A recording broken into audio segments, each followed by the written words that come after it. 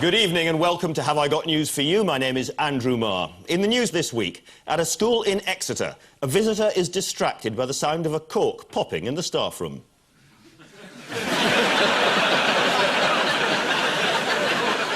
As Robert Kilroy Silk prepares to address the UK Independence Party conference, delegates take their seats in the main hall.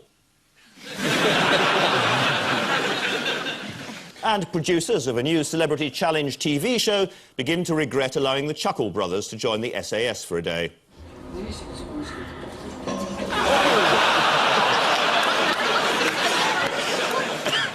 On Ian Hislop's team, a comic actress from Oldham who admits that she finds people from London exotic. And to be fair, on the exotic scale, Ian's right up there with the Hawaiian pizza. Please welcome Shobna Gulati.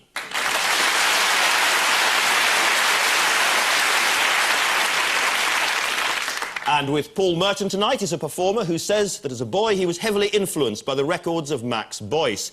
But in the end he decided on a career in comedy. Please welcome Ross Noble.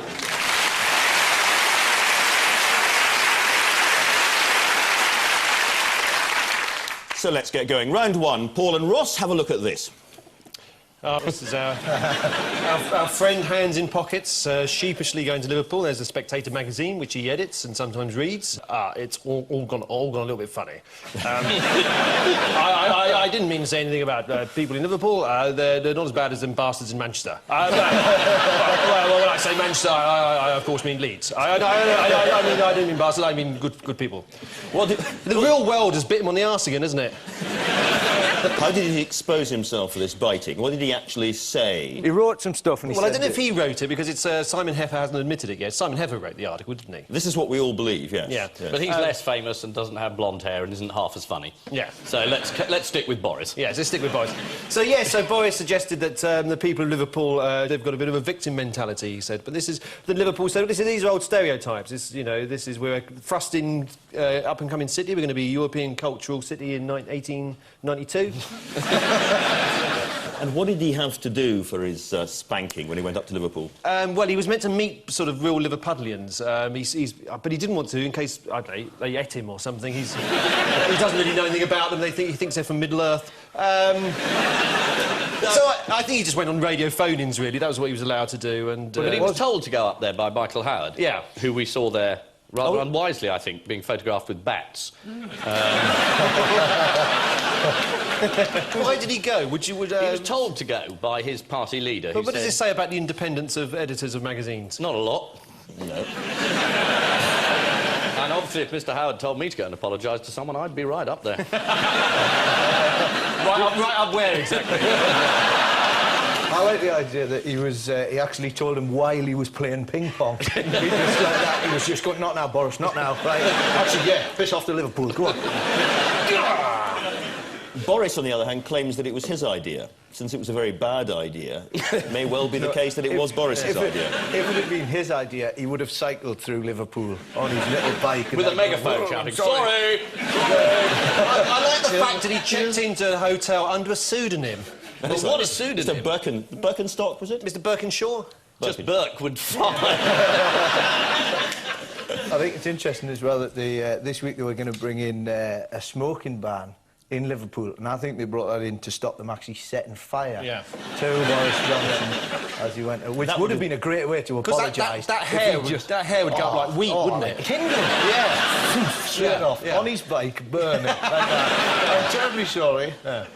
Roasting chestnuts on his head. Yeah. And how did the local media react to Boris? I think we can see a little bit of that. He's a buffoon who's best known maybe as a TV comedy sideshow, and if he has any serious political aspirations, then he's left it too late. Mr. Johnson will not be meeting local council leaders. They are, after all, Liberal Democrats. I want to meet them. I'd love to meet them. I love the idea that the Tories' idea of a public apology involves Boris not meeting anyone. Yeah. In case there's a scene. In case there's a scene. And he didn't really apologise either, really, did he? No, he said, I'm sorry for certain bits of the article, but the rest of it I stick by. It's sort of Blairy apology, really. Ooh. Oh, dear, I've mentioned Tony Blair on the BBC. Andrew's a bit sensitive post-Hutton. We'll be jolly careful. Yeah, thank you very much. very kind, thank you. This is indeed the Visit to Liverpool by Spectator editor, Have I Got News for You presenter, Telegraph columnist and jobbing Tory MP Boris Johnson. It's appropriate that Boris should visit Liverpool because, like everyone from there, he's got 6 jobs. The only difference is that Boris isn't claiming benefit as well. That's according to the Spectator. Ian and Shobna, here's your barrel of fun. This is the desert. This is limbering up to George Bush's big battle. Oh, it's Jeff Hoon. Second only to Boris for amusement value. Not a difficult one. 850 members of the Black Watch being sent up north to protect how many American troops, do we remember? Is it 300 million? Very nearly. 130,000? 130,000 is correct. It's lonely in the desert. It is lonely in the desert. But Hoon got caught out in the Commons, didn't he? He certainly did. Because he said this decision is absolutely up to the military. And we're not going to take it yet. And then he said, oh, but we have. He did. The Times did its bit to reassure British families. Their headline was Triangle of Death that awaits British troops. So no cause for alarm there. And, of course, one of the big problems here is that our troops and their troops behave rather differently.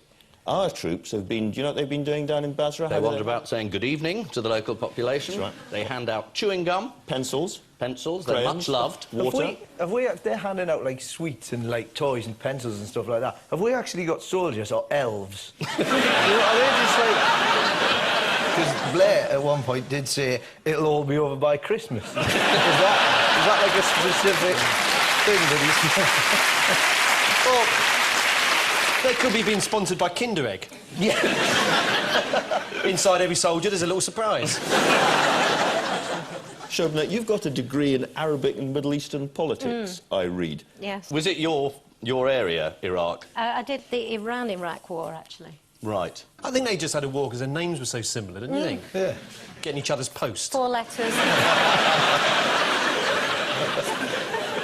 Got fed up with taking it across the border.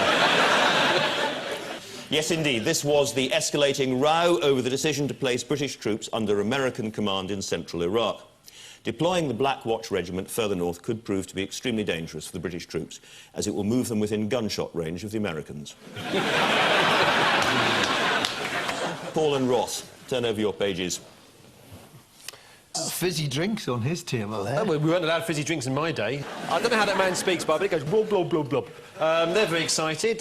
They've just... and he's making some sort of... stripping down a boiler, by the look. Yeah. Is that metal work going on there? I'm the last person asked. Paul's one of the few people from that vintage who did a vocational training in metalwork. Yeah. Got your, what grade? CSC ungraded.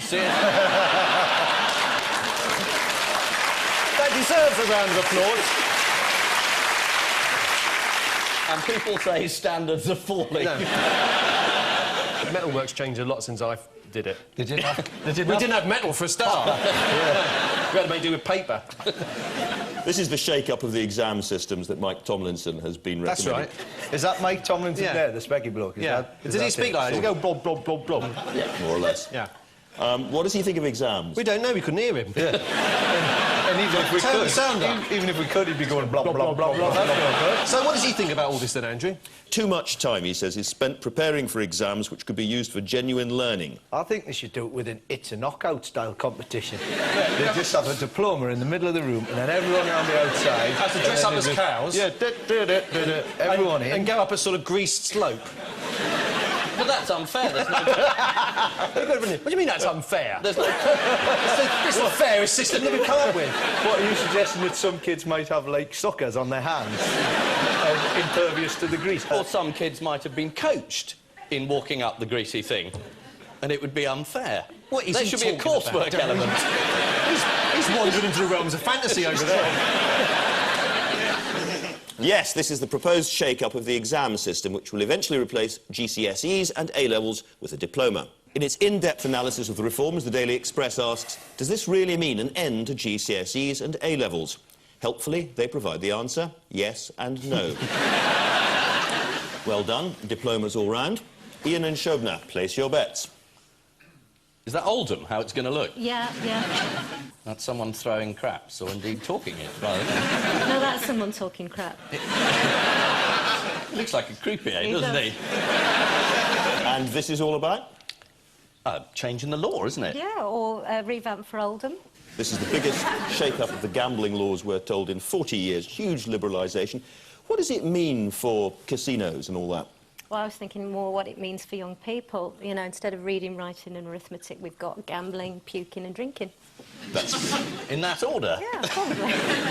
There is an area, of course, where they're going to crack down to show it's not entirely one-sided. There's always a kind of balancing series of measures. Do you know what they are? They're taking slot machines out of minicab offices and things like that. They Chip certainly shops are. as well, which I think that you don't need them there anyway, because what you do is, the chip shop I go to, you just eating a pie in itself is a gamble. Just get the thing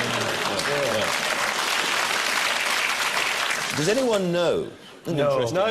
If we don't, It's a fact how much money the American gambling industry has spent trying to lobby for this change in the law. What, you mean they've been giving money to the Labour Party? Didn't quite put it like that. But yes. it's either going to be extremely...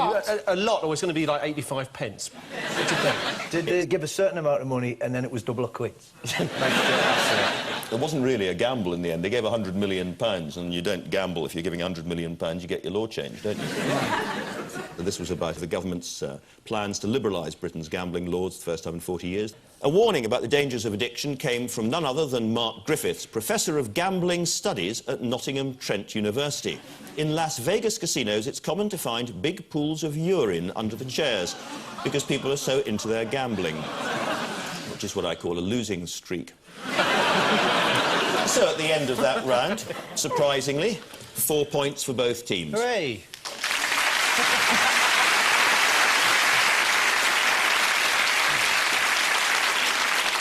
And we move smoothly on to round 2 and pose the question I ask myself every morning: who am I and why am I in the news? So, here we go. Paul and Ross, who's this?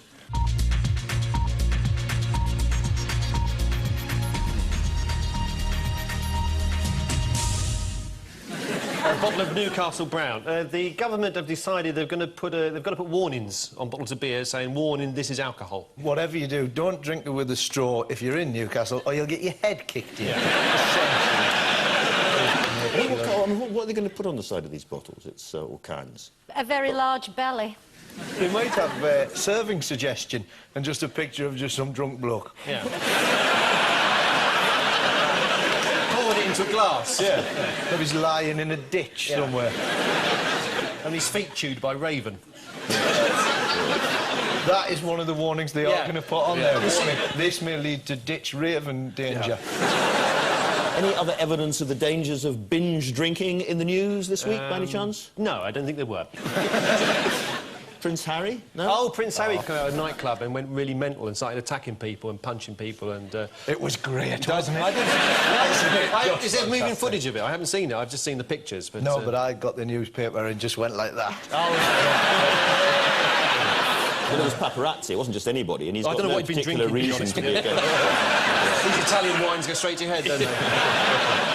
And he's did it. Buckingham Palace have issued a statement saying, you know, he's up for it. Anyone want to come on? He's one at a time, all together. He's really up for this one, so just don't muck him about. Other news this week, which might put a nail into the coffin of the humble pub. Smoking in pubs? Exactly. Smoking. Passive smoking is going to be banned. It's very easy to passively smoke if smoke's around, but it's very difficult if it isn't.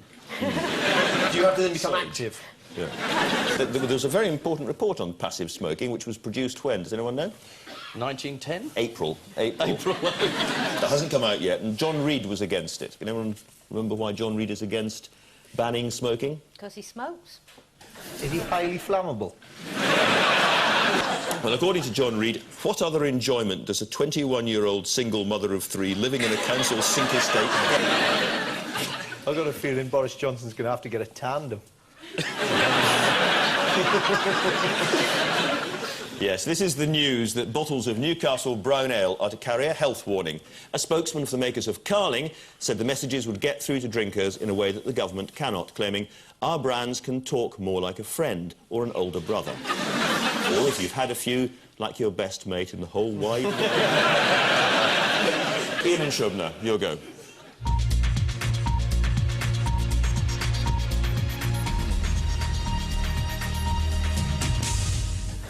Oh, matron. It's Hattie Jakes. Yes. Matron's coming back, isn't she, Yeah, Shobna? she's coming to clean hospitals. And why? Because they're dirty. Yes, that's well spotted. They're full of superbugs. MRSA, exactly, which kills huge numbers of people all the time. And this is a new idea. This is Cleaning is. Cleaning hospital wards. Apparently they did it in the old days, but no one's tried it for a while. No. Now, apparently, we're going to have Matron back, and she's going to go round and just check the wards clean. And she's going to have special new powers as well, the new super matron. Do you know Really, what like Jif. Nevertheless, there is at least one person who has benefited from the NHS this week. Is it Charles Hawtrey? It's not Charles Hawtrey. It's Abu Hamza. Oh, He's had a hook transplant. What was wrong with the other one? Was it too magnetic or something? apparently he's very good at fairgrounds, getting the ducks. That's why they locked him up. It was bringing down the fairground industry. Yeah. The Sun, I have to say, helpfully, showed how he could have made his own hook. Uh-huh. Paul, did you make this in metalwork? No, I'd have been proud if I'd made that. You know what he should do? He should do panto. Because the thing is, they're going to... If he does Peter Pan, it's going to save a fortune, isn't it? Then we can boo with enthusiasm. Yes, this is indeed the appointment of the new Chief Nursing Officer with special responsibility to tackle the growing crisis of the spread of MRSA. One of the key points of the new matron's charter is to ensure that cleaning staff are made to feel part of the ward, and as soon as they catch MRSA, they will be. Round 3. It's now the time to pick the odd one out. Ian and Shobna, your 4 are Nelson Mandela, the Pope, the Taliban, and Liza Minnelli. Is this about divorce? No. Why not? Well, if you can make it about divorce, then it's about divorce, but I don't think Nelson Mandela is divorced. Yeah. The Pope doesn't like divorce. The Taliban don't need to get divorced because they can marry again. And... so can she. So can she, yes. Absolutely. So it's all happy. This is completely wrong, but perfectly logical. Yeah, give us a clue. It's about something that didn't happen. Oh, that's great. Have they all been attacked by eels? There's Nelson Mandela describing the eagle attack there, Yeah. look. In fact... Came up like that. I'll try again. Is it about the Pope meeting was, someone? The Pope was pretty animated.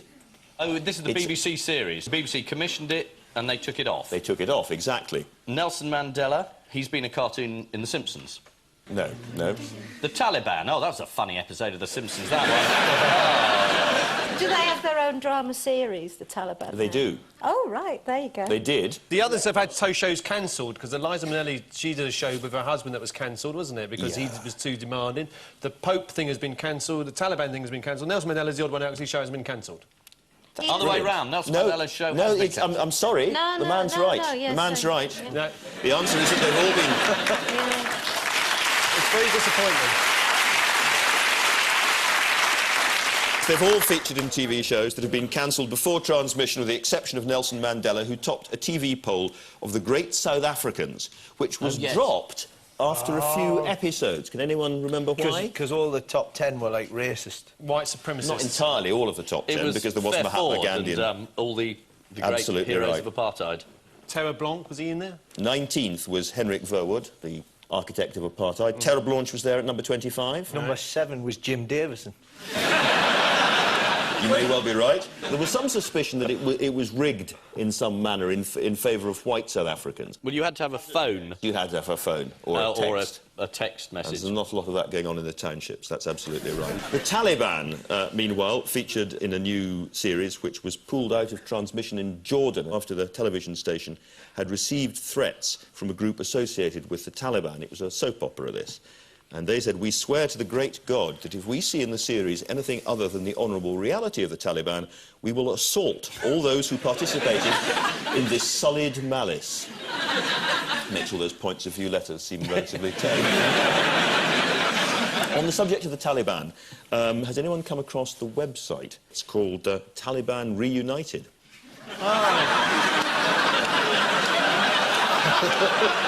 It's a spoof. Well, we hope it's a spoof. The simple way... If only the CIA had thought of that, they'd have found Osama years ago. Someone else has also recently had a television show pooled? Robert Kilroy Silk? Ah, yes. Another one. His Monday night ITV quiz show, Shafted, has been dropped. Did they break the news to him by saying the clues in the title of the programme? Anyone remember what Kilroy's catchphrase was from that show? No. Tonight, 2 people could walk away with a massive cash prize that will change their lives forever. Or absolutely nothing. Their fate will be in each other's hands as they decide whether to share or to shaft.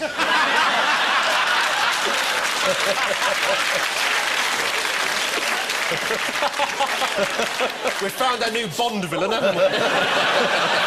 That was actually taken from the UK Independence Party conference. Who said that? It's time to share or shaft.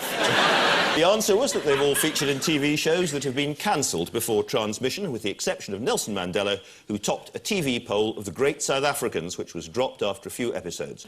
After Liza Minnelli's show was cancelled, makers VH1 labelled her husband, David Guest, a control freak. But at least they're half right. The satirical cartoon series Popetown was cancelled by the BBC after protests from Catholics. Tony Blair is claimed to be considering a switch to Catholicism. He's already been to confession, where he apologised for sinning, but said he didn't regret it, as the sin was based on the best information available at the time.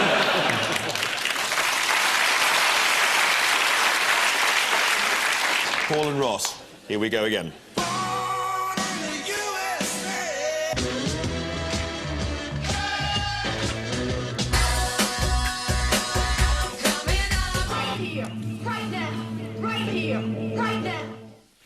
The second one was the Gary Glitter tune, wasn't it? Rock and roll. This is about tunes that the Democrats and the Republicans party tunes, is it? So I think... yeah, it's Fatboy Slim was really cheesed off because his song was Blair used his song, yeah. didn't he? Bruce Springsteen he's going on a tour at the moment, isn't he, to persuade sort of people to vote anti-Bush, vote Democrat. Who was it who originally wanted to go with Born in the USA as his campaign theme? Does anyone remember? Further back. Hubert Humphrey. A little bit forward. Clinton. Back Daddy again. Bush. George Bush Senior. Reagan. Bush. Reagan. Who said Reagan? That was just to remind him. Reagan. I thought it was going to be Schwarzenegger, because it's not true. The answer is that they have all been associated with a political party against their wishes, except... Gary Glitter. Except Gary Glitter. Pink was associated with an Austrian far-right politician. Was it Haider? Somebody even more obscure than that. Hitler? The Foreign Minister of Austria, Benita Ferrero-Waldner. Is she related to the chocolate people? She's the ambassador's wife.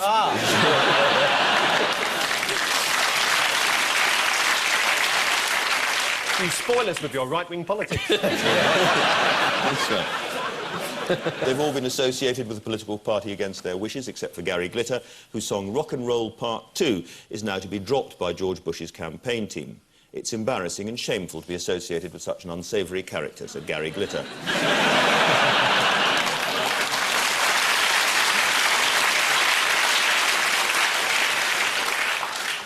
Rock star Pink was furious with the Austrian politician for using her image on leaflets handed out at one of her concerts, although she did get her own back. While she was singing, a nun and 7 children escaped through the back of the theatre.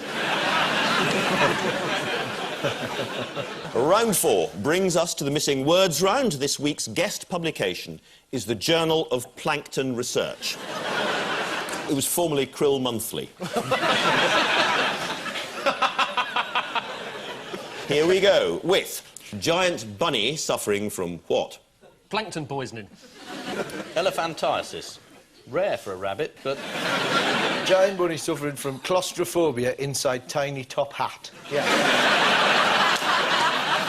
It's very, very close. Yeah. Yeah. The correct answer is, in fact, a broken heart. This is Tinkerbell, the British giant rabbit, left devastated after her long-term mate died. According to the Daily Express, the British giant rabbit is sociable, thrives on interacting with people, and has 10-inch ears. Sorry, that's my CV.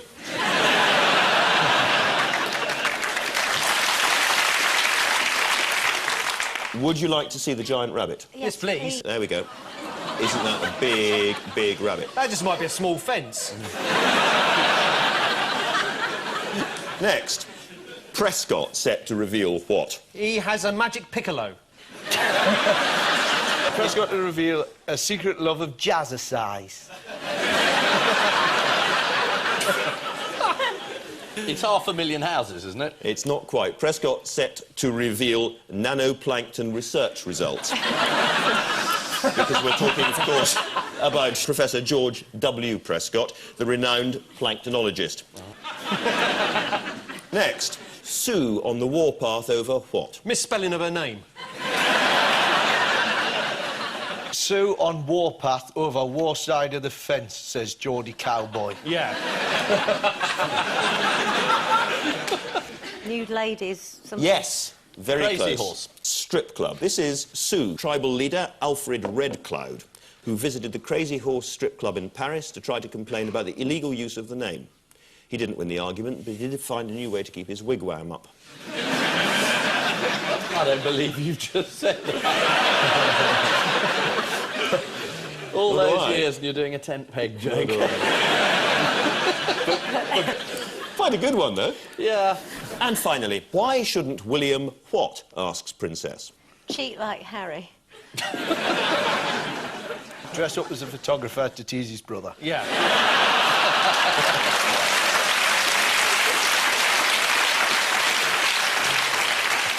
The correct answer is, in fact, wed a Muslim. This is the latest opinion to emerge unedited from the mouth of Princess Michael. According to constitutional experts, there's nothing to stop a member of the royal family from marrying a Muslim. Although, if you believe the conspiracy theories, there are ways.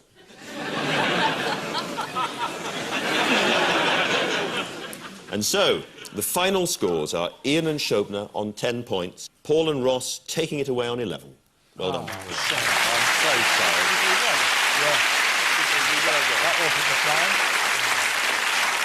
I leave you with news that as they reveal the new host of Question Time, BBC bosses deny accusations of dumbing down.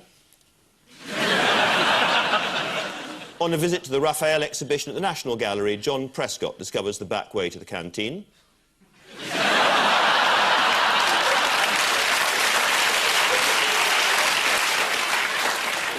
And as the presidential race hots up, there are signs that attacks on John Kerry are getting more personal. Good night.